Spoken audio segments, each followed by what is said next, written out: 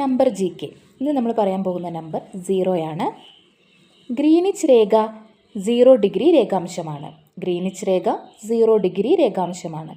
Ice കട്ടയുടെ ദ്രവണാങ്കം 0. Ice കട്ടയുടെ ദ്രവണാങ്കം 0. പോസിറ്റീവോ നെഗറ്റീവോ അല്ലാത്ത ഏകസംഖ്യ 0.